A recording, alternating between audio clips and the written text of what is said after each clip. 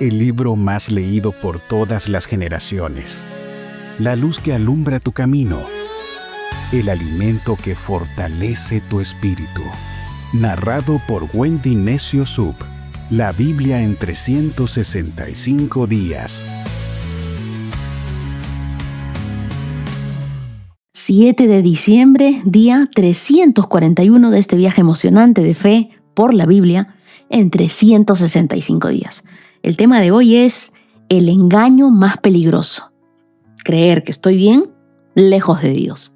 Las lecturas que nos acompañan en este día las encontramos en Oseas, capítulo 6, verso 1, hasta el capítulo 9, verso 17. Tercera de Juan, capítulo 1, versos del 1 al 15, el Salmo 126, uno de mis favoritos, versos del 1 al 6, y Proverbios, capítulo 29, versos del 12 al 14. Y vamos a entrar en un tema que toca fibras profundas de nuestro corazón, el autoengaño espiritual. No el pecado evidente, no el error que todos ven, sino el estado interior donde uno dice, pero yo estoy bien, estoy caminando, estoy firme. Mientras que el corazón cada vez está más lejos de Dios. Y es que el engaño más peligroso no es el que el enemigo te engaña y te va susurrando al oído. Es el que tú te crees. Hay temporadas donde seguimos haciendo cosas para Dios, pero sin Dios. Donde seguimos sirviendo, pero sin el corazón. Donde repetimos palabras correctas, pero sin intención real de cambiar. Y ahí aparece uno de los mensajes más incómodos y más misericordiosos de toda la Biblia. Dios no se deja impresionar ni por tus rituales, ni por tus sacrificios, ni por tus ofrendas. Él mira el corazón. El episodio de hoy es un llamado de Dios firme, que dice, no quiero que vivas de apariencia, quiero que vivas de verdad. Porque uno puede estar cerca de un altar, ir a una iglesia y estar lejos de Dios. Uno puede estar lleno de actividades espirituales y estar vacío por dentro. Uno puede llorar en la presencia de Dios, pero luego secarse las lágrimas y no cambiar su conducta. Hoy, Dios nos está invitando a la honestidad, a esa honestidad que libera, a un arrepentimiento genuino de corazón, al que transforma, a un volver, pero que no se evapora como el rocío, sino que se convierte en camino, en decisión, en fruto. Si hay algún área de tu vida que te has convencido de que estás bien, pero tu espíritu sabe que no, este episodio es la mano de Dios tocando tu hombro y diciéndote, hijo, hija, vuelve. Esta vez, de verdad. Porque el mayor peligro no es caer. El mayor peligro es creer que no necesito levantarme. Acompáñame en una oración. Amado Dios, hoy te abro mi corazón. Lo hago con sinceridad. Quita todo engaño. No permitas que yo me deje engañar por mi corazón. Mi corazón es engañoso. Quita toda autosuficiencia de mí, todo deseo de apariencia. Muéstrame las áreas donde yo creo que estoy bien, pero me estoy alejando de ti sin darme cuenta. Despiértame a todo lo dormido en mí. Dame ese arrepentimiento genuino. Yo no quiero culpas pasajeras. Yo quiero una fe que no se evapora. Yo quiero un corazón alineado al tuyo. Vuelve a traerme, Dios, a tu verdad. Conquístame, búscame, háblame en el desierto. Llévame a una relación contigo que transforma todas las áreas de mi vida. Oro en el nombre de Jesús. Amén. Y ahora te pido que tomes tu Biblia, tu lapicero, tu cuaderno, te abroches los cinturones, le pidas al Espíritu Santo que te hable. Comenzamos. Oseas, capítulo 6, verso 1. Vengan, volvámonos al Señor. Él nos despedazó, pero ahora nos sanará. Nos hirió, pero ahora vendará nuestras heridas. Dentro de poco tiempo, Él nos restaurará para que podamos vivir en su presencia. Oh, si conociéramos al Señor, esforcémonos por conocerlo. Él nos responderá tan cierto como viene el amanecer, o llegan las lluvias a comienzos de primavera. Oh Israel y Judá, ¿qué debo hacer con ustedes?, pregunta el Señor, pues su amor se desvanece como la niebla de la mañana y desaparece como el rocío a la luz del sol. Envié mis profetas para destrozarlos, para aniquilarlos con mis palabras, con juicios tan inevitables como la luz. Quiero que demuestren amor, no me ofrezcan sacrificios, más que ofrendas quemadas. Quiero que me conozcan, pero igual que Adán, ustedes rompieron mi pacto y traicionaron mi confianza. Galaad es una ciudad de pecadores, marcada con huellas de sangre. Los sacerdotes forman bandas de asaltantes que esperan para emboscar a sus víctimas. Asesinan a los viajeros en el camino a Siquem y cometen toda clase de pecados. Sí, he visto cosas horribles en Efraín e Israel. Mi pueblo se ha contaminado por prostituirse con otros dioses. Oh Judá, también a ti te espera una cosecha de castigo, a pesar de que yo deseaba restaurar el bienestar de mi pueblo. Oseas capítulo 7. Yo quiero sanar a Israel, pero sus pecados son demasiado grandes. Samaria está llena de mentirosos. Hay ladrones adentro y bandidos afuera. La gente no se da cuenta de que los estoy mirando. Están cercados por sus acciones pecaminosas y yo las veo todas. El pueblo entretiene al rey con sus perversidades y los príncipes se ríen de todas las mentiras del pueblo. Son todos adúlteros, siempre ardiendo con pasión. Son como un horno que se mantiene caliente, mientras el panadero prepara la masa. Durante la fiesta del rey, los príncipes se emborrachan con vino y se entregan a la juerga con los que se burlan de ellos. Sus corazones son como un horno, recalentado con intriga. Sus maquinaciones humean durante la noche y por la mañana estallan en un incendio violento.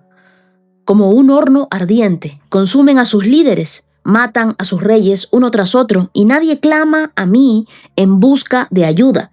El pueblo de Israel se mezcla con paganos de otras naciones y se vuelven tan inútiles como un pastel a medio cocer. El rendir culto a dioses ajenos consume sus fuerzas, pero ellos ni cuenta se dan. Su cabello se ha encanecido, pero no se dan cuenta de que están viejos y débiles. Su arrogancia testifica en su contra. Sin embargo, no se vuelven al Señor su Dios, ni siquiera tratan de encontrarlo. El pueblo de Israel se ha vuelto como palomas necias y tontas. Primero clama a Egipto en busca de ayuda y luego vuela a Asiria. Pero mientras revolotean, arrojaré mi red sobre ellos y los derribaré como un pájaro que cae del cielo. Los castigaré por todo el mal que hacen. ¿Qué aflicción les espera a los que me han abandonado? Déjenlos morir, porque se han rebelado contra mí. Yo deseaba redimirlos, pero han dicho mentiras de mí. En lugar de invocarme con corazón sincero, se quedan sentados en sus sillones y se lamentan. Se hacen cortaduras en el cuerpo y suplican grano y vino nuevo a dioses ajenos y se alejan de mí. Yo los entrené y yo los hice fuertes, pero ahora traman maldades en mi contra. Miran en todas partes menos al Altísimo. Son tan inútiles como un arco torcido. Sus líderes morirán a manos de sus enemigos a causa de su insolencia hacia mí. Entonces el pueblo de Egipto se reirá de ellos. Oseas capítulo 8.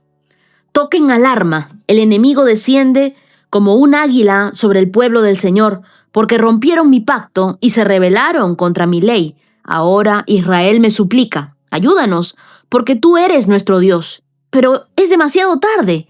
Los israelitas rechazaron lo bueno y ahora sus enemigos los perseguirán. El pueblo de Israel nombró reyes sin mi consentimiento y príncipes sin mi aprobación. Fabricaron ídolos de plata y de oro para sí mismos y así provocaron su propia destrucción. Oh Samaria, yo rechazo este becerro, este ídolo que te has hecho. Mi furia arde contra ti. ¿Hasta cuándo serás incapaz de estar sin culpa? Este becerro que adoras, oh Israel, lo hiciste con tus propias manos. No es Dios, por lo tanto, debe ser hecho pedazos. Sembraron vientos y cosecharán torbellinos. Los tallos de grano se marchitarán y no producen nada para comer. y aun si hubiera grano, los comerían los extranjeros. El pueblo de Israel ha sido tragado, ahora está tirado en medio de las naciones como una olla vieja y descartada, como asno salvaje en celo. Los israelitas se han ido a Asiria, se vendieron y se entregaron a muchos amantes. Pero, aunque se han vendido a muchos aliados, ahora los reuniré para el juicio. Entonces se retorcerán bajo la opresión del gran rey. Israel construyó muchos altares para quitar el pecado, pero estos mismos altares se convirtieron en lugares para pecar. A pesar de que les di todas mis leyes, actúan como si esas leyes no se aplicaran a ellos. El pueblo le encanta ofrecerme sacrificios y se deleitan con la carne, pero no acepto sus sacrificios. Yo haré responsable a mi pueblo por sus pecados y lo castigaré. Ellos volverán a Egipto. Israel se olvidó de su Creador y construyó grandes palacios, y Judá fortificó sus ciudades. Por lo tanto, haré descender fuego sobre sus ciudades y quemaré sus fortalezas. Oseas capítulo 9. Oh pueblo de Israel, no te alegres como lo hacen otras naciones, pues has sido infiel a tu Dios, alquilándote como una prostituta y rindiendo culto a otros dioses en cada campo del trillar. Ahora tus cosechas serán insuficientes para alimentarte. No habrá uvas para hacer vino nuevo. Ya no podrás quedarte aquí en la tierra del Señor. En cambio, volverás a Egipto, y en Asiria comerás alimentos ceremonialmente impuros. Allí no presentarás ofrendas de vino al Señor, y ninguno de tus sacrificios le agradará. Serás inmundo como el alimento tocado por una persona que está de luto. Todo el que presente tales sacrificios quedará contaminado. Ellos mismos podrán comer esta comida, pero no podrán ofrecerla al Señor. Entonces, ¿qué harás en los días de los festivales? ¿Cómo celebrarás los festivales del Señor? Aunque escapes de la destrucción a manos de Asiria, Egipto te vencerá y Memphis te enterrará. La ortiga se apoderará de tus tesoros de plata y la zarza invadirá tus casas arruinadas. Ha llegado la hora del castigo de Israel. Ha llegado el día del pago merecido. Pronto Israel se dará perfecta cuenta de esto. A causa de tu gran pecado y hostilidad, dicen, los profetas están locos y los hombres inspirados son necios. El profeta es un centinela sobre Israel para mi Dios. Sin embargo, donde quiera que va, le tienden trampas. Hasta en la casa de Dios enfrenta hostilidad. Lo que hace mi pueblo es tan depravado como lo que se hizo en Gibeá hace mucho tiempo. Dios no olvidará sin falta, los castigará por sus pecados. Dice el Señor, oh Israel, cuando te encontré por primera vez fue como encontrar uvas frescas en el desierto. Cuando vi a tus antepasados fue como ver los primeros higos maduros de la temporada. Pero después me abandonaron por Baal Peor y se entregaron a ese ídolo vergonzoso. En poco tiempo se volvieron viles, tan viles como el Dios al que rinden culto. La gloria de Israel saldrá volando como un ave, porque tus hijos no nacerán, ni crecerán en la matriz, ni siquiera serán concebidos. Aunque alguno de tus hijos lleguen a crecer, yo te los arrebataré. Será un día terrible cuando me aleje y te deje solo. He visto a Israel llegar a ser tan hermoso como Tiro, pero ahora Israel sacará a sus hijos para ser masacrados. Oh Señor, ¿qué debería pedir para tu pueblo? ¿Pediré matrices que no den a luz y pechos que no den leche? Dice el Señor, toda su perversidad empezó en Gilgal. Allí comencé a odiarlos a causa de sus malas acciones. Los sacaré de mi tierra. Ya no los amaré, porque todos sus líderes son rebeldes. El pueblo de Israel ha sido derribado. Sus raíces se han secado y no darán más fruto. Si dan a luz, yo mataré a sus amados hijos. Mi Dios rechazará al pueblo de Israel porque no quiere escuchar ni obedecer. Será un vagabundo sin hogar entre las naciones. Estos capítulos de Oseas son como cirugía al corazón abierto. El pueblo dice, Señor, Señor, y lo hace con la boca, pero no quieren cambiar su estilo de vida. Al mismo tiempo, en esta cirugía vemos a un Dios que insiste, un Dios que llama, un Dios que advierte, que llega a un punto donde dice, ya no puedo hacer como que no veo. Y aquí no solo se habla de idolatría, sino de algo todavía más peligroso, la apariencia de espiritualidad sin verdadera transformación. El engaño más peligroso no es el pecado evidente, sino el corazón que cree que está bien cuando en realidad está lejos de Dios. Capítulo 6, versos del 1 al 3, la Biblia dice, vengan, volvamos al Señor, Él nos despedazó, pero ahora nos sanará. Nos hirió, pero ahora vendará nuestras heridas. Dentro de poco tiempo, Él nos restaurará para que podamos vivir en su presencia. Si conociéramos al Señor, esforcémonos por conocerlo. Él nos responderá tan cierto como viene el amanecer o llegan las lluvias a comienzos de la primavera. Suena hermoso, ¿verdad? El problema es que estas palabras van acompañadas de una decisión real de dejar los ídolos, de romper con el pecado y de cambiar el rumbo. Es como cuando lloramos frente a un altar o en nuestra habitación y decimos, esta vez sí voy a cambiar, pero al día siguiente exactamente vuelven las mismas conductas. Entonces, ¿qué pasó? La teología les sonaba bien, pero el corazón no estaba convencido. Ellos pensaban, Dios se molesta un ratito, nos disciplina 2 o 3 días y luego todo vuelve a la normalidad. Ellos no entendían la gravedad del pecado, ni tampoco la profundidad de la herida del pacto roto. Ellos no querían a Dios, querían un Dios que les arreglara la vida, querían un Dios a su medida. Y aquí hay una confrontación directa para nosotros.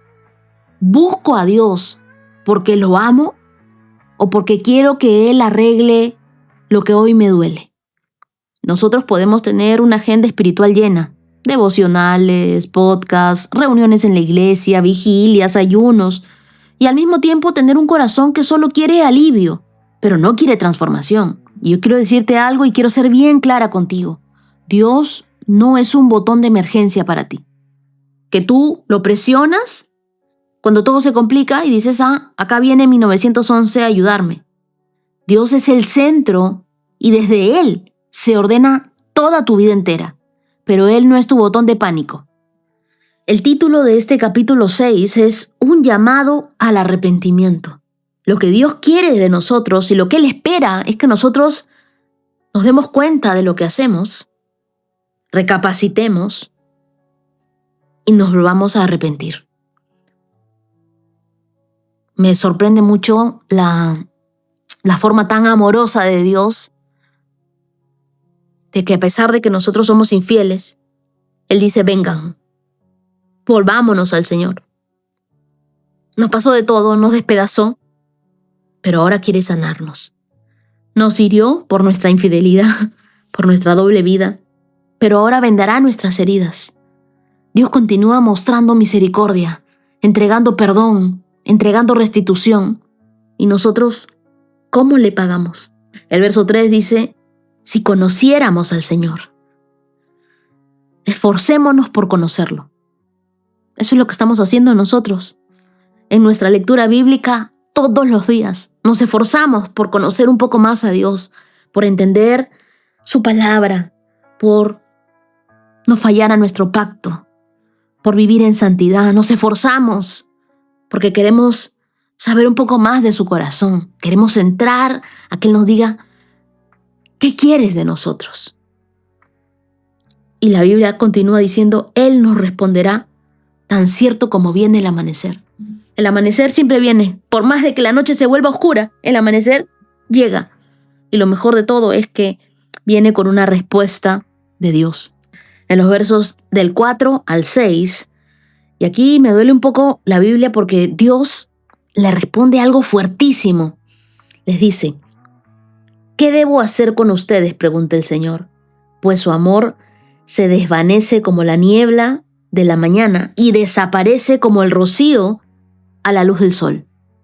Dios les estaba diciendo a ellos, un día me aman y al día siguiente se olvidaron de todo el amor que me entregaron, de todos los pactos que hicieron conmigo, se olvidaron de seguir amándome. Es decir, sienten bonito un rato, pero es algo que no dura. Se conmueven, pero no obedecen. Se emocionan, pero no perseveran.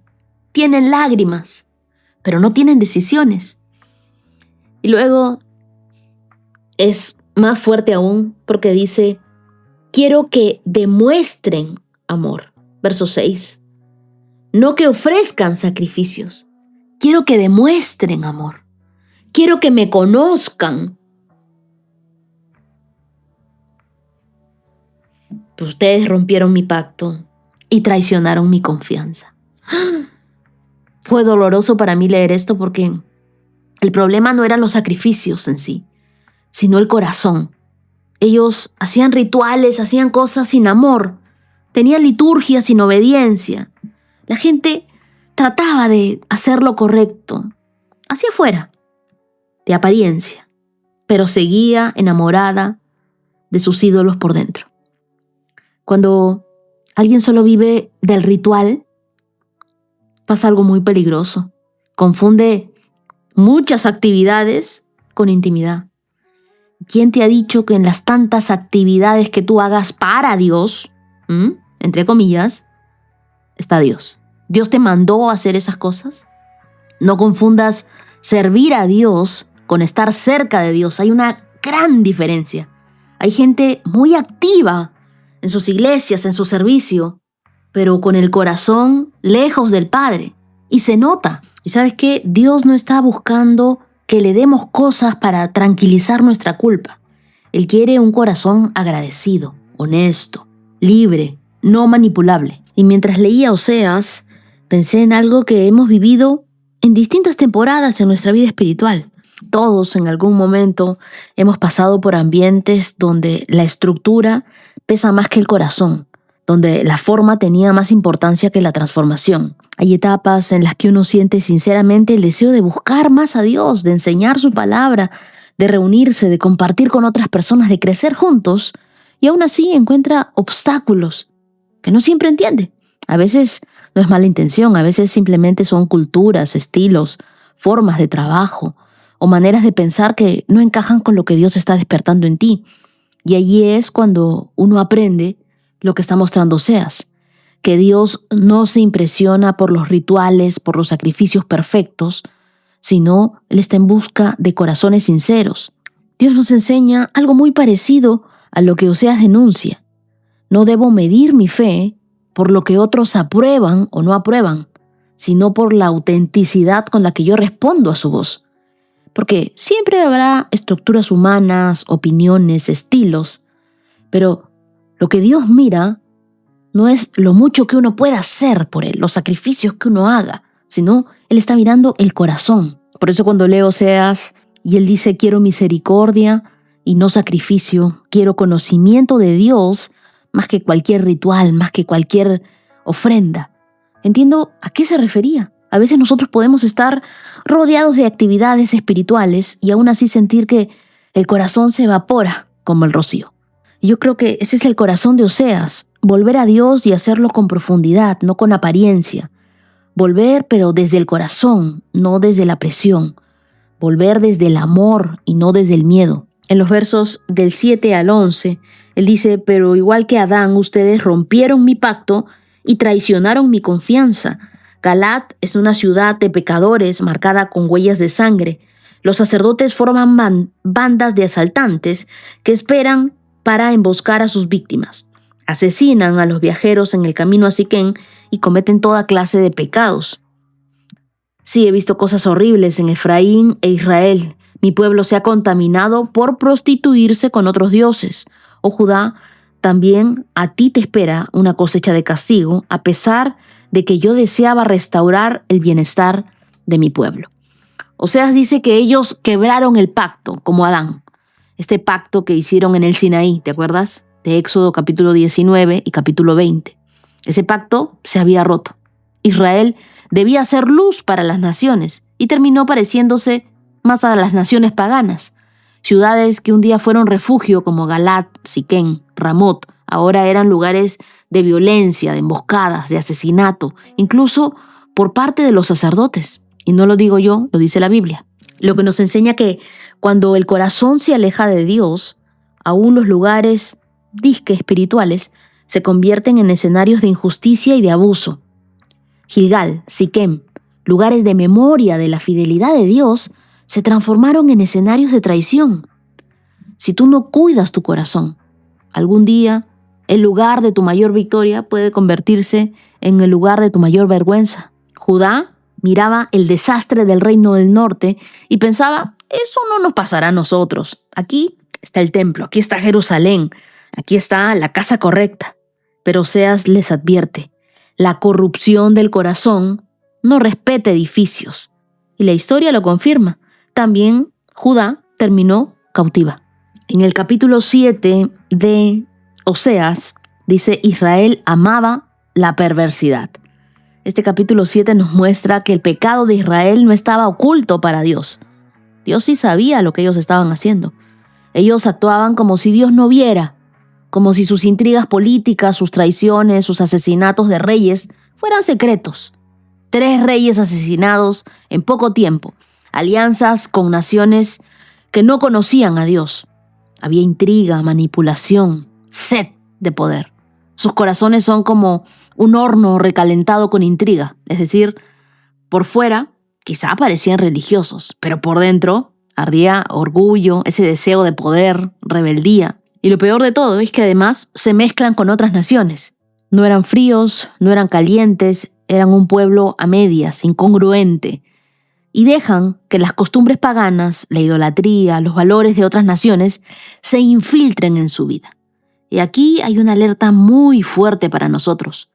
La influencia constante de amistades, de contenidos, de ambientes que no honran a Dios pueden convertirnos en eso medio cocido, en ese pan incompleto, ni completamente con Dios ni completamente con el mundo, sino atascados en una tibieza que va desgastando todo.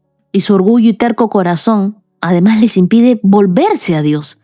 Saben que las cosas van mal, pero no dan su brazo a torcer, no reconocen su necesidad. Verso 1 dice, yo quiero sanar a Israel, pero sus pecados son demasiado grandes. Y ojo, no es que Dios no pueda sanarlos, es que ellos no quieren ser sanados. Así que este es el retrato del corazón humano que dice, Dios, arréglame la vida, pero no me pidas que cambie, pues. El mayor enemigo de tu restauración no es el diablo, es tu resistencia a ser restaurado. ¿Qué pasa? Que Dios te quiere sanar, pero el pecado se ha vuelto costumbre. El problema no era el pecado ocasional, sino el pecado que se hacía de forma constante. Israel ya ni intentaba esconderlo. Israel era un fresco. Reyes asesinados, alianzas sin discernimiento, idolatría pública, orgullo como identidad nacional. Y aún así Dios seguía diciendo, yo los quiero sanar. Y eso revela quién es Dios. Dios es un Dios bueno, un Dios que siempre inicia, un Dios que siempre llama, un Dios que siempre busca. El verso 10 dice, y lo dice con dolor, su arrogancia testifica en su contra. El orgullo es tan ruidoso que habla incluso cuando tú te quedas callado. Tu arrogancia testifica, tu terquedad testifica, tu negativa a rendirte testifica. ¿Y sabes qué? El orgullo no te grita, no necesitas a Dios. Te susurra y te dice, no necesitas cambiar. Así estás bien. Lamentablemente, mi querido íntimo, Dios puede sanar un corazón herido, pero no puede sanar un corazón que se convence de que está bien. Verso 14. En lugar de invocarme con corazón sincero, se quedan sentados en sus sillones y se lamentan. Se hacen cortaduras en el cuerpo y suplican grano y vino nuevo a dioses ajenos y se alejan de mí. Esta frase es fuerte. Lo que Dios está diciendo es, se quejan, pero no los ve orar. No oran. Se lamentan, pero no se rinden. Lloran, pero no buscan.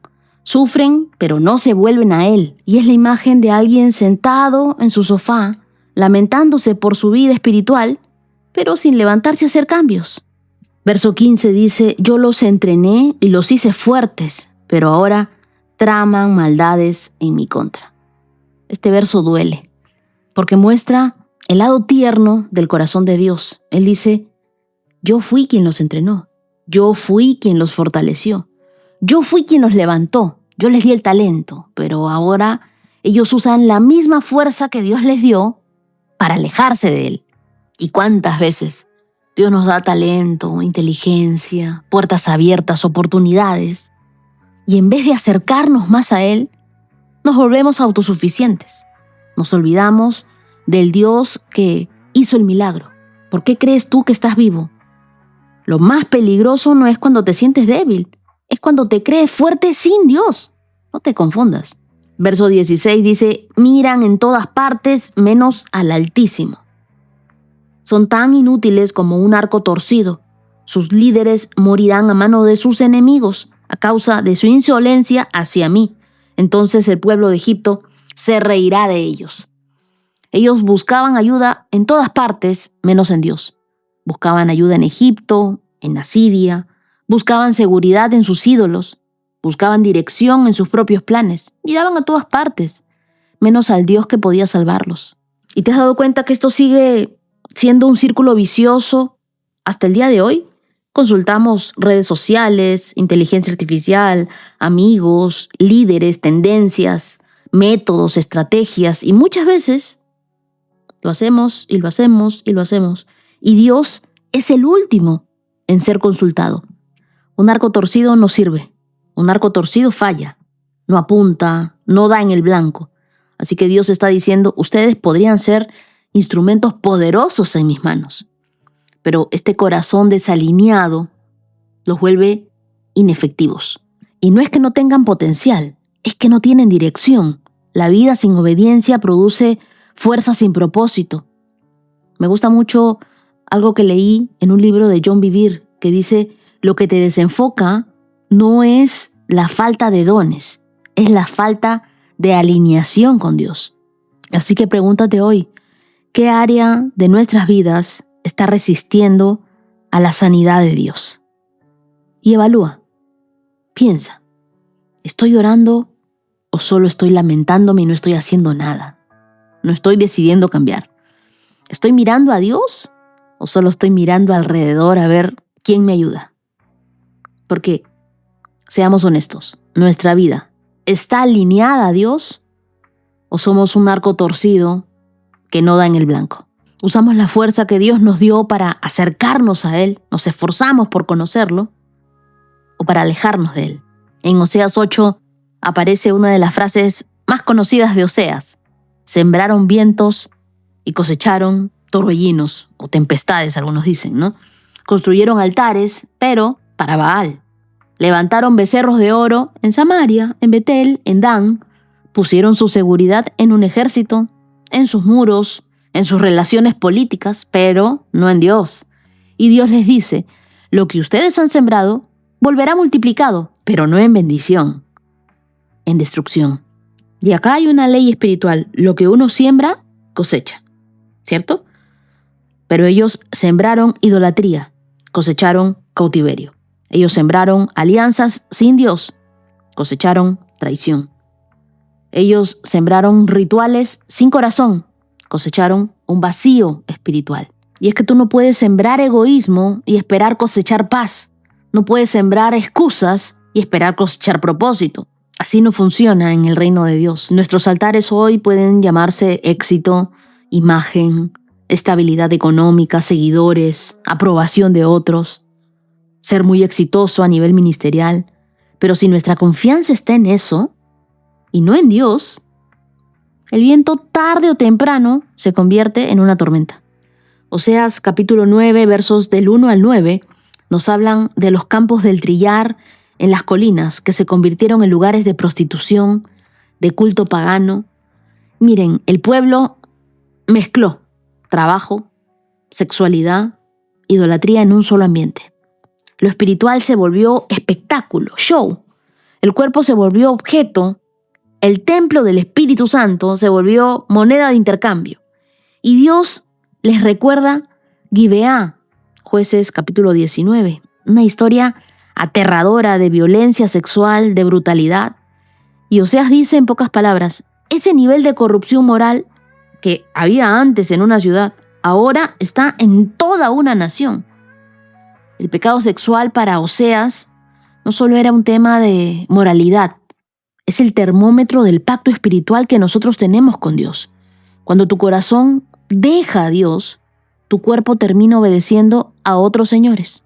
En los versos del 10 al 17, Dios le recuerda cómo vio a Israel al principio, como uvas en el desierto, como higos tempranos, como dulces esperados, como algo delicioso. Había deleite, había expectativa, había ternura. Pero ahora el pueblo se entregó a Baal peor. Había sido seducido por Moab. Había mezclado el pecado sexual con la idolatría. Y lo que era prometedor se arruinó. Un fruto que tenía todo para ser hermoso, se pudrió. Y Oseas aquí ora de una forma súper dura y dice que las mujeres no conciban o que los niños mueran pequeños para que no vean el desastre que viene. Cuando lo leí sonó fuerte, pero no era crueldad, era el momento de desesperación de Oseas. Es la oración de alguien que ha visto el futuro y tiembla por lo que viene. Así que cuida la forma en la que vuelves a Dios. No lo hagas por la emoción del momento, que sea un arrepentimiento genuino. Pregúntate, ¿qué ídolo Dios te está pidiendo que dejes? ¿Qué conducta concreta vas a cambiar? Y escríbela, por favor. Revisa si tus rituales, las cosas que haces por costumbre, ir a la iglesia, servir, dar likes, ofrendar, salen del amor o de la costumbre, del miedo, de la apariencia. Observa tus alianzas. ¿Con quién te estás mezclando de forma emocional, espiritual o ministerial? ¿Esa influencia te lleva más cerca de Dios o te hace un pan a medio cocer, así como en Oseas? Nunca minimices el orgullo, porque mientras tú justifiques todo, no vas a sanar nada. El primer milagro siempre es admitir, necesito ayuda, necesito a Dios. Si Dios está cercándote caminos, cerrando puertas, incomodándote, pregúntale a Él qué está tratando de corregir en ti. Ora conmigo y dile: Dios, yo no quiero un arrepentimiento de labios para afuera, yo quiero un arrepentimiento de vida, un cambio total y radical. Si hay en mí orgullo, porque hay, Dios, derríbalo con tu verdad. Si me he quedado lamentándome, sin moverme, sin despertarme, yo te pido que me des la fuerza para enderezar mi camino. Yo no quiero mirar a todas partes, yo quiero mirarte a ti, alinear mi corazón al tuyo. Endereza mi vida, Dios. Haz lo que tengas que hacer, hazme un instrumento que haga tu voluntad. Yo quiero dejarme guiar por ti. Te pido, sáname, pero también cámbiame. Perdóname por las veces que me he acercado solo para que alivies mi dolor, para que sanes algo, pero no te he puesto en el primer lugar. No he quitado los ídolos para que tú entres. Muéstrame dónde es que yo estoy sembrando viento. En mis decisiones, en mis relaciones, en mis prioridades. Y rompe con amor todo altar que he construido lejos de ti, aunque me duela verlos caer. Yo te entrego mi orgullo, te entrego mis alianzas, te entrego mis amistades, mis rituales, mis costumbres, todo lo que haga sin corazón. Llévame si es necesario al desierto y ahí háblame. Quiero escuchar tu voz de forma clara. Hazme volver a ti con todo el corazón. Oro en el nombre de Jesús. Amén. Hoy comenzamos una nueva lectura, el libro de Tercera de Juan. El propósito de este libro es elogiar a Gayo por su hospitalidad y animarlo en su vida cristiana. El autor sigue siendo el apóstol Juan y la fecha de la escritura alrededor del 90 después de Cristo desde Éfeso. Por invitación especial o por una ocasión inesperada, llegan visitas a la casa y nos dejan los pisos sucios, más ropa para lavar, más vajilla para limpiar, horarios alterados, gastos personales, molestias, desde compartir una comida hasta dar un lugar para dormir. La hospitalidad es costosa, en tiempo, en energía, en dinero, pero la forma en que tratamos a los demás refleja nuestros valores verdaderos. lo que es realmente importante para nosotros. Vemos a las personas como objetos o como molestias o como creaciones únicas de un Dios amoroso. Y para Dios, ¿qué es lo más importante? ¿Una persona o un piso limpio? Posiblemente el modo más eficaz de mostrarles a los demás los valores de Dios y el amor de Cristo es recibir invitados a nuestros hogares. Para Gallo, la hospitalidad era un hábito. Su reputación de amabilidad, de generosidad, sobre todo la que mostraba a los maestros itinerantes y misioneros, era bien conocida. Juan le escribió esta nota personal a Gallo para darle las gracias por su estilo de vida cristiana y animarlo en su fe. Con esto en mente comenzamos nuestra lectura de Tercera de Juan. Yo, Juan, el anciano, les escribo esta carta a Gallo, mi querido amigo, a quien amo en la verdad. Querido amigo, espero que te encuentres bien y que estés tan saludable en cuerpo, así como eres fuerte en espíritu. Hace poco regresaron algunos de los maestros itinerantes y me alegraron mucho cuando me contaron de tu fidelidad y de que vives de acuerdo con la verdad. No hay nada que me cause más alegría que oír que mis hijos siguen la verdad. Querido amigo, le eres fiel a Dios cada vez que te pones al servicio de los maestros itinerantes que pasan por ahí, aunque no los conozcas. Ellos le han contado a la iglesia de aquí tu cariñosa amistad. Te pido que sigas supliendo las necesidades de esos maestros tal como le agrada a Dios, pues viajan en el servicio al Señor y no aceptan nada de los que no son creyentes. Por lo tanto, somos nosotros los que debemos apoyarlos y así ser sus colaboradores cuando enseñan la verdad. Le escribí a la iglesia acerca de esto, pero Diótrefes, a quien le encanta ser el líder, no quiere tener nada que ver con nosotros.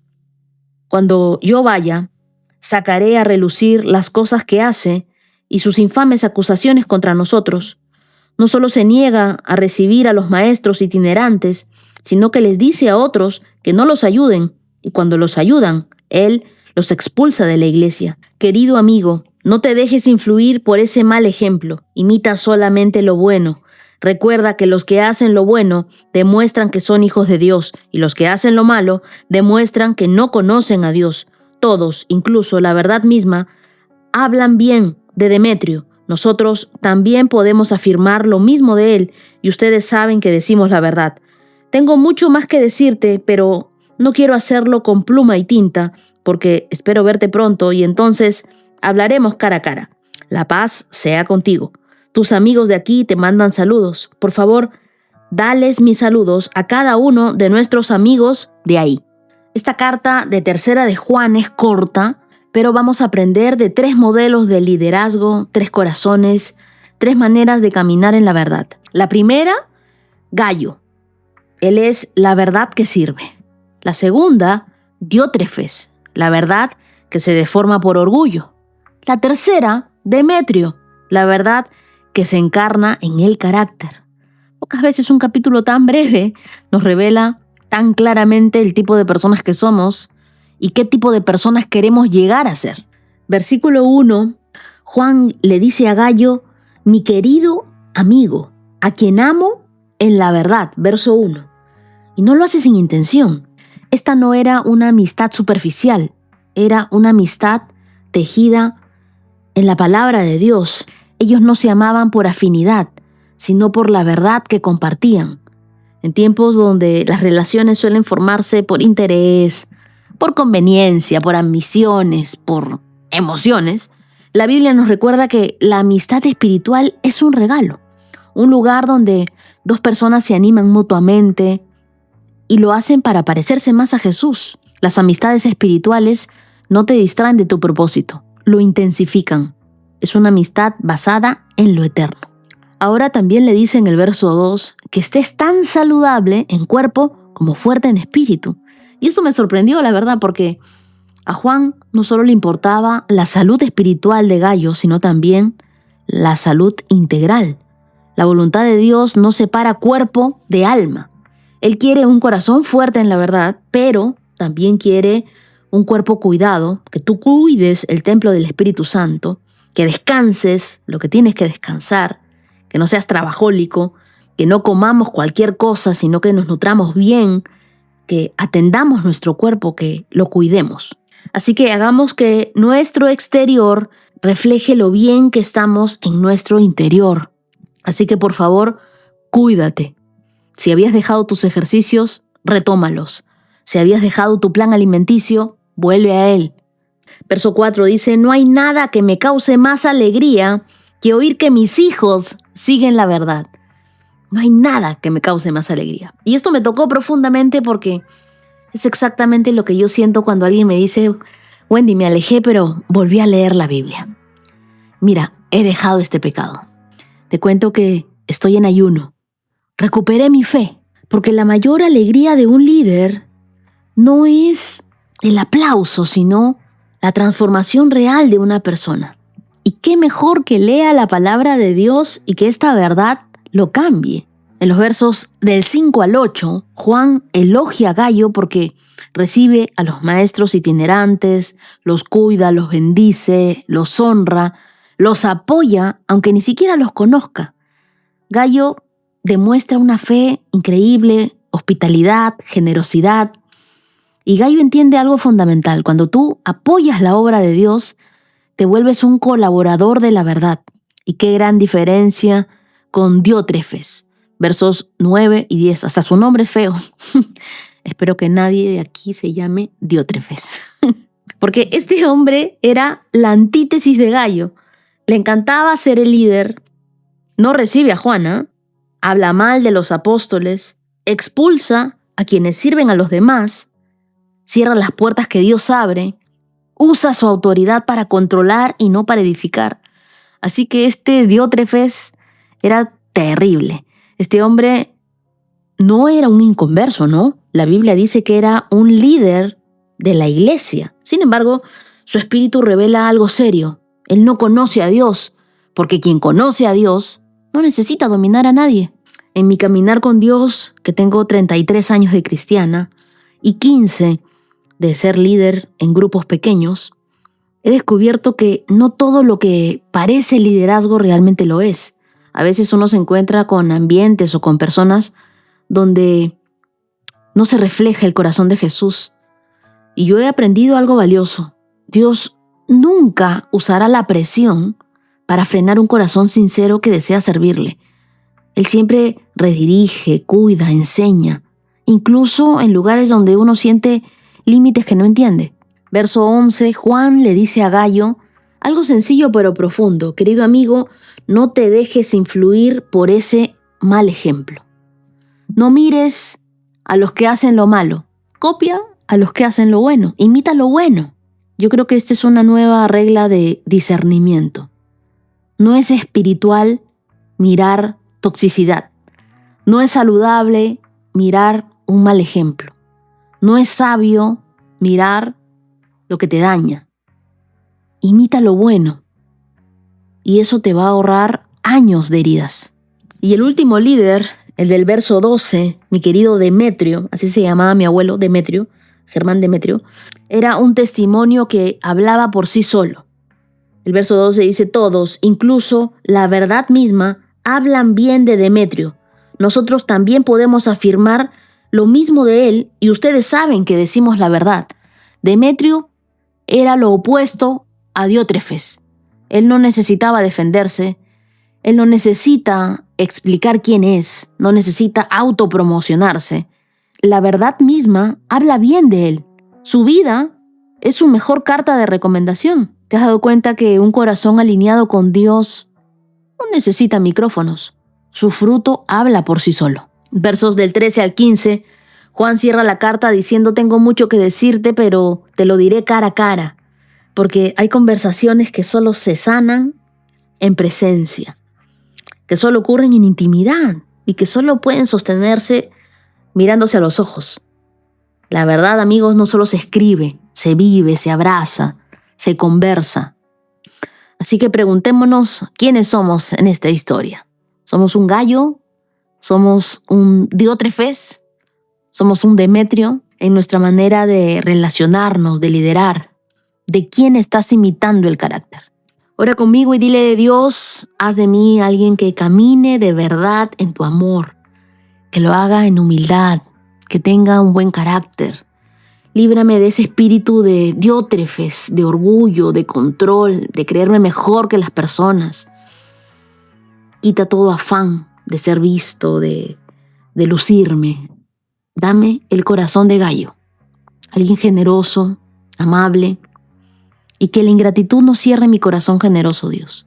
Ayúdame a ser disponible, dame tiempo para responder.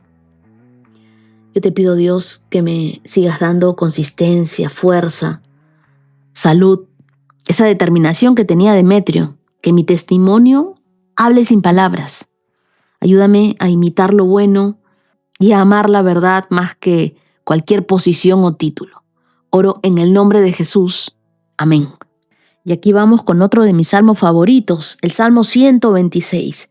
Cuando el Señor trajo a los desterrados de regreso a Jerusalén, fue como un sueño. Nos llenamos de risa y cantamos de alegría, y las otras naciones dijeron: ¿cuántas maravillas ha hecho el Señor por ellos? Así es, el Señor ha hecho maravillas por nosotros. ¡Qué alegría! Restaura nuestro bienestar, Señor, como los arroyos renuevan el desierto. Los que siembran con lágrimas cosecharán con gritos de alegría. Lloran al ir sembrando sus semillas, pero regresan cantando cuando traen la cosecha. Este Salmo 126 dice, un cántico de los peregrinos que suben a Jerusalén. Pero también yo creo que es uno de esos cantos que nacen cuando Dios cambia toda una temporada entera de tu vida. No describe un milagro aislado, no, sino describe un giro completo, una restauración profunda, una alegría que sorprende incluso al que la recibe. Por eso siempre ha sido uno de mis favoritos, porque aquí el pueblo canta lo que hemos visto una y otra vez. Dios no solo restaura, sino que lo hace con gozo. Nosotros podemos haber ido llorando, con lágrimas en los ojos, pero Dios nos regresa cosechando gritos de alegría. En algún momento tú te has reído hasta que te dolió la barriga. ¿No? Porque hay risas y risas, ¿verdad? Yo sé que nosotros hemos llorado y Dios ha contado cada una de nuestras lágrimas, pero así como hemos llorado amargamente y lo hemos hecho muchas veces con desesperación, con dolor, han sido lágrimas que no han pasado desapercibidas para Dios, y lo que Él promete es un cambio. Ahora te reirás, pero te reirás a gritos, con gritos de alegría. Tu vida va a cambiar. Lo que antes era tu lamento, ahora se convertirá en tu gozo, en tu alegría. Verso 1. Cuando el Señor trajo a los desterrados de regreso a Jerusalén, fue como un sueño. Este verso revela dos cosas: la gravedad del pasado y la belleza del presente. Ellos volvieron a la ciudad que pensaron que nunca pisarían otra vez. Y así es la restauración de Dios. Es tan extraordinaria que a veces parece irreal. Es como si Él entrara en la historia que parecía una puerta imposible. Una sorpresa divina. Ya te habían dicho: tú nunca vas a formar una familia. Tú nunca vas a quedar embarazada. No, ya contigo no pasa nada. Pero es algo así como Dios abrió las puertas que tú misma sabías que eran ilógicas, ¿no? Pero exactamente es lo que el Espíritu Santo te venía mostrando, y tú estabas orando, estabas creyendo en esperanza contra esperanza. Y hay temporadas donde la respuesta llega tan grande que nuestra primera reacción no es hablar, sino nos asombramos. Verso 2 dice: nos llenamos de risa y cantamos de alegría. El dolor no se ríe solo. La risa se convierte en esa evidencia de que Dios toca algo. La alegría no es un accesorio, es una señal de que algo renació en ti. Cuando Dios restaura, la alegría no es un lujo, es la consecuencia natural de un corazón que ha vuelto a respirar. Verso 3 dice: así es el Señor, Él ha hecho maravillas por nosotros. ¡Qué alegría! Este verso nos muestra que la restauración no es solo interna, es visible. La gente lo nota. El verso comienza diciendo: Y las otras naciones dijeron, las naciones lo comentan, aquellos que antes vieron tu dolor, ahora se van a sorprender de tu cambio. Verso 4, restaura nuestro bienestar, Señor, como los arroyos renuevan el desierto. En Palestina, los wadis, estos arroyos secos, se llenaban de agua de pronto, como si la vida interrumpiera en el desierto sin pedir permiso. Yo creo que así es la bendición de Dios, inesperada, repentina, generosa. Y yo creo que todos tenemos un área que parece un desierto, una promesa que sentimos estancada, una oración vieja que hicimos hace mucho tiempo y decimos, ¿y esta me la responderá el Señor? Y aquí nace la súplica, Dios, renuévalo, vuelve a llenarlo. Nada es imposible para Dios, Él puede llenar arroyos en el desierto. Y mi favorito de todos, los que siembran con lágrimas, cosecharán con gritos de alegría. Este es el corazón del Salmo. No habla de lágrimas que paralizan, sino de lágrimas que se siembran. ¿Te has dado cuenta? Estas lágrimas son semillas mojadas en llanto. Son dolores invertidos en obediencia. Esas lágrimas que caen delante de Dios nunca se pierden. Siempre son el fertilizante para una cosecha futura. Y creo que este es un principio espiritual, es un ciclo divino. Una ley que tú siembras, y es una siembra costosa, porque es una siembra que haces llorando. Son lágrimas que representan para ti dolor, pérdida, cansancio. Ojo que la Biblia no dice los que lloran, dice los que siembran llorando. Es decir, personas que aún rotas están sembrando, aún cansadas, siembran. Sin entender, siembran. Sin resultados, siembran. No dejan de hacer lo correcto, aunque por dentro estén rotos. En la agricultura antigua, la semilla era literalmente el alimento. El agricultor tenía que decidir si la comía hoy o si la enterraba para cosechar mañana. Sembrar era un acto de fe que dolía, porque uno soltaba lo que tenía para obtener algo que no veía. Una siembra con lágrimas es cuando tú obedeces en un área donde sientes que no te queda más que tu confianza en Dios. Y ¿sabes qué? Mientras tú entierras algo, Dios está preparando otra cosa para hacerla florecer. Así que quiero que creas conmigo, mis lágrimas no son finales, son ese riego y Dios hará que yo vuelva con cantos de alegría. No sé cuándo, no sé cómo, pero mi historia no termina en llanto, termina en alegría. Hay un final feliz. El Salmo termina con el verso 6 que dice, lloran al ir sembrando sus semillas, pero regresan cantando cuando traen la cosecha. Y aquí está una imagen hermosa. Ellos salen a sembrar llorando, pero regresan cantando. Es decir, el proceso no niega el dolor, pero tampoco lo consagra como el destino final. No, las lágrimas no son el lenguaje final, son el lenguaje del comienzo. Cada semilla dolorosa que uno suelta delante de Dios vuelve multiplicada en alegría. Cada obediencia que cuesta, pero tú, obediente, se lo entregas a Dios, esa área donde pensaste aquí no va a pasar nada, termina siendo el testimonio de lo que solo Dios podía hacer. Un día no muy lejano tú mirarás hacia atrás y dirás, el Señor ha hecho maravillas por mí. Esas lágrimas no fueron pérdida, fueron inversión. Y Dios no olvida ninguna de ellas. Ora conmigo y dile, Dios, gracias por todas las veces en las que tú restauraste mi vida profundamente. He vivido cosas que parecían un sueño, pero gracias por todas las lágrimas que convertiste en semillas y por cada cosecha que aún no veo. Pero sé que vendrá. Restaura todo lo seco y renueva todo lo que perdió fuerza. Sorpréndeme con esos arroyos en el desierto. Que mis manos sigan sembrando, incluso cuando mi corazón duela. Que mis labios vuelvan cantando cuando traigan la cosecha. Dios, tú conoces mis lágrimas. Tú sabes todo lo que te he entregado. Tú conoces, Señor, mi corazón. Hoy te pido, restaura nuestro bienestar. Sánanos desde adentro. Oramos en el nombre de Jesús. Amén. Proverbios 29, versos del 12 al 14.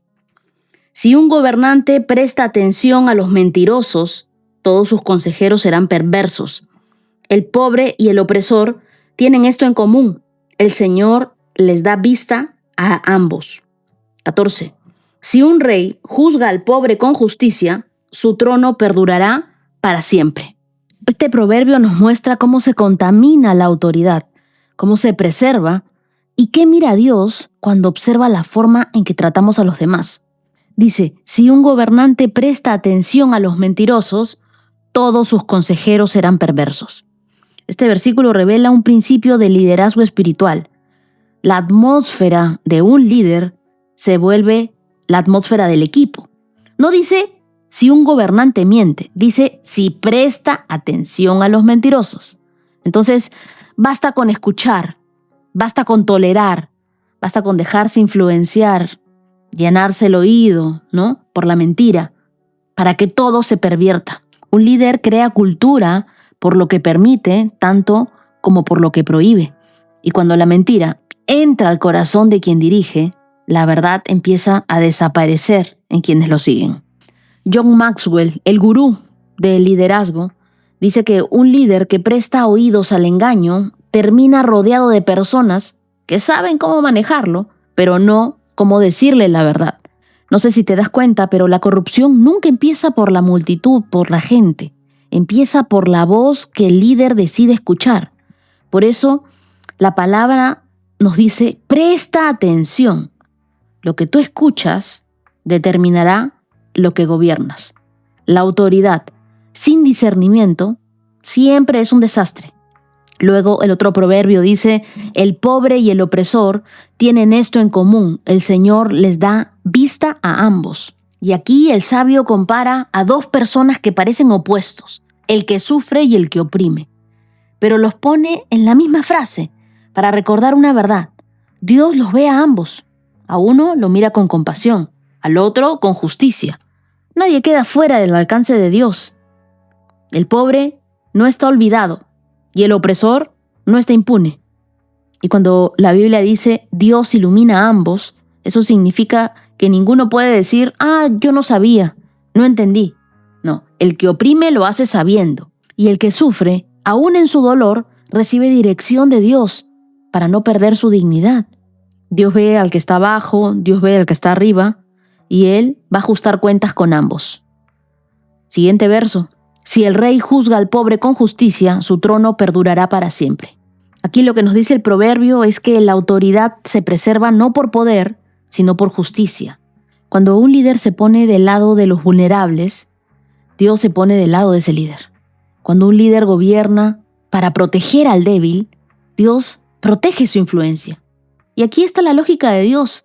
Lo que tú sostienes revela lo que Dios sostendrá en tu vida. Y cuando tú usas tu autoridad para levantar a otros, Dios usa su autoridad para sostenerte a ti. Pero imagínate qué sucederá con aquellos líderes que usan su autoridad para abusar, para maltratar, para herir. Así que, querido líder, pregúntate qué voces estás escuchando. La mentira empieza siempre en un oído dispuesto. Así que revisa si tu entorno, tú tienes aduladores, personas que solamente te complacen, o personas que te dicen la verdad en tu cara, aunque te duela.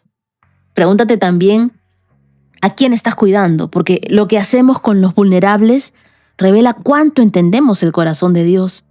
Y evalúa tu liderazgo, aun si no tienes un cargo. Pregúntate, ¿estás usando tu influencia para oprimir sin darte cuenta?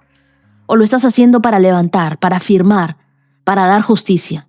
Todo lo que nosotros sembramos, cosecharemos. Ora conmigo y dile, Señor, dame discernimiento para no prestar atención a voces que contaminan mi corazón. Dame valentía para escuchar la verdad, aunque me incomode, y para rechazar la mentira, aunque me convenga. Enséñame a tratar con justicia a quienes tienen menos poder que yo. Hazme una persona digna de autoridad. Yo no quiero nunca usar mi influencia para oprimir, para controlar, sino para proteger, para ayudar, para acompañar. Que mi vida, que mis decisiones, que mi trato hacia los demás honre tu carácter, Dios. Hazme amar a las personas, verlas como tú las ves, Señor. Gracias, Dios, por lo que tú pones en nuestro corazón. Oramos en el nombre de Jesús. Amén. Día 341, check. Y hoy quiero contarte el testimonio de Carlos Sousa desde Armenia, Quindío, Colombia. Él llegó al reto en el día 127, el 7 de mayo del 2025, y desde entonces, como él mismo dice, algo empezó a cambiar desde adentro. No solo su mente, también su manera de ver la vida. Carlos llevaba 2 años soñando con comprar su departamento. Había hecho planes, había buscado opciones, pero cometió un error que muchos cometemos: confiar más en el endeudamiento que en la guía de Dios. Y esas decisiones lo llevaron a un lugar de carga, de ansiedad, de sentir que ya no podía más, porque los bancos le cerraron las puertas, y fue ahí donde él entendió algo profundo. La paz no se negocia por los sueños obtenidos a la fuerza. En ese momento él, rendido, hizo lo que cambia la historia de cualquiera: se entregó a Dios. Y Dios, con esa ternura que tiene para enderezar lo que nosotros torcemos, empezó a ayudarlo a salir de deudas, a devolverle la tranquilidad, la paz, a recordarle que jamás lo había dejado solo. Esta semana llegó lo que Carlos venía orando por tiempo. El banco aprobó el crédito para comenzar la compra de su departamento. Una puerta que antes estuvo cerrada, ahora se abrió sin sobresaltos, sin angustia, sin presión, abierta en el tiempo perfecto de Dios. Hoy Carlos está agradecido, más obediente, más consciente de la palabra, más fortalecido espiritualmente, y él sabe que esta respuesta no es suerte, es la fidelidad de Dios. Querido Carlitos, celebramos este pedacito de lo que Dios está construyendo contigo, porque quiero decirte, esta es la cuota inicial. Me alegra profundamente saber que volviste a soñar, pero esta vez con paz. Que este apartamento sea el recordatorio de que Dios no te bendice para estresarte, Él te bendice para afirmarte. Que cada espacio que vayas llenando ahí en tu apartamento, lo llenes primero de oración. Recuerda que ese lugar está bendecido por Dios. Oro para que Dios siga guiando tus decisiones financieras, tus pasos, tu corazón. Gracias por permanecer, gracias por crecer y gracias por dejarte transformar por la palabra de Dios. Y aquellos que soñamos con tener nuestro apartamento, pidámosle a Dios. Él es el que da el poder para hacer las riquezas. No es en nuestro tiempo, no es con nuestras fuerzas, es solamente por Él. Estoy segura que en algún momento alguno de ustedes me va a escribir, o de repente me sucede a mí, que nos van a llamar del banco y nos van a decir: señorita, usted tiene una cuenta con nosotros. Tú le vas a decir: sí, yo tengo esa cuenta. Van a decir: bueno, se acaba de ganar un departamento. Miren, yo compro en farmacia, siempre lleno mis datos, en el banco, donde sea. Yo sé que la bendición va a venir de cualquier lugar, del más inesperado. Y ahora quiero darle las gracias a mis corazones generosos de esta hermosa comunidad de íntimos amigos de Dios. Gracias a mi querida nueva amiga Andreina Contreras. Gracias a John Paredes. Muchas gracias a Jessica González. Y muchísimas gracias a mis queridos discípulos Daniel y Rosario Alvarado. Y quiero regalarles Éxodo capítulo 33, verso 14, que dice: el Señor le respondió: yo mismo iré contigo y te daré descanso. Todo, y quiero repetírtelo, todo te saldrá bien. Eso es lo que viene para ustedes, mis queridos amigos. Dios no es deudor de nadie y Él es el que pelea nuestras batallas. Gratitud en mi corazón y ustedes estarán en mis oraciones. Y ahora quiero saludar a todos los que hoy, 7 de diciembre, están cumpliendo años. Feliz día para Valerie Pinilla. Oro para que este nuevo año esté lleno del favor de Dios, te sientas sostenida por Él. Te quiero regalar el Salmo 24, verso 1. Que sea un año de paz, de dirección y sobre todo de seguridad. Hoy también quiero celebrar el aniversario de José y Maritza Rodríguez. Que Dios siga fortaleciendo su unión, esa gracia que los sostiene incluso en los días difíciles. Hoy les regalo 1 Corintios capítulo 13, verso 7. Que el Señor sea el centro de la relación. Hoy también quiero saludar a Dominic y Emilia desde Yopal, Casanare, Colombia. Qué lindo saber que con tan solo 10 y 8 añitos ustedes están caminando conmigo cada día en la palabra de Dios. Yo me los imagino con su Biblia Inspira, llenita de colores, reflejando cómo Dios también está coloreando sus corazones. Me emociona mucho darles este saludo. Ustedes son muy especiales para mí, son mis íntimos kids. Quiero regalarles Proverbios capítulo 22. Oro para que cada historia que lean en la Biblia sea fortaleza para su fe, los acompañe en sus días difíciles y que no tengan temor, porque Dios siempre está con ustedes defendiéndolos. Ustedes son un regalo para esta comunidad. Mi oración es que cuando crezcan siempre recuerden que Dios los amó con cada letrita de la Biblia. Hoy también quiero saludar a Diana Robles. Celebro contigo este nuevo año y oro para que camines con paz, con claridad, con propósito. Te quiero regalar Jeremías capítulo 29, verso 11. Feliz cumpleaños para mi querida Jennifer Ospina. Oro para que este nuevo año te encuentre más firme, más dirigida en cada paso.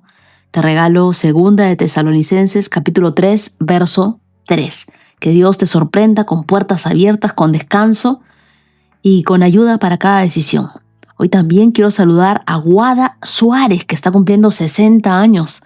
Qué regalo tan grande es ver la fidelidad de Dios marcando cada etapa de tu vida. Gracias por estar aquí, gracias por caminar todos estos meses junto a esta hermosa comunidad. Le pido a Dios que este año sea lleno de paz, de fuerza y de salud. Te regalo el Salmo 103, verso 5. Hoy también quiero saludar a Pilar Leu, que está cumpliendo nada más y nada menos que 74 años. Mi querida Pilar, qué hermoso saber que tú eres quien llevó a tu hijo a los caminos de Cristo y que tus oraciones siempre abrieron veredas y que tu ejemplo sigue siendo una luz encendida en tu hogar. Yo oro hoy para ti Proverbios capítulo 31 y me alegra mucho imaginarte alabando, danzando en tu casa para que Dios te cuide, te dé salud. Que pases un lindo día, Pilar. Feliz cumpleaños para Juliet. Me alegra mucho saber que Dios usó un episodio cualquiera para recordarte que tú no estás sola. Y aunque estás lejos de tu familia de Colombia, en Estados Unidos, Dios está contigo. Él te abraza, Él te fortalece, Él es tu escudo, Él es tu compañía constante. Quiero regalarte el Salmo 145, verso 13. Muchas gracias, querida comunidad, por acompañarme hasta aquí. Nos vemos el día de mañana con más de la palabra de Dios. Estén expectantes porque nuestras lecturas están cada vez más especiales. Nos vemos el día de mañana. Shalom, shalom. 365 con Dios, con Wendy Necio Sub.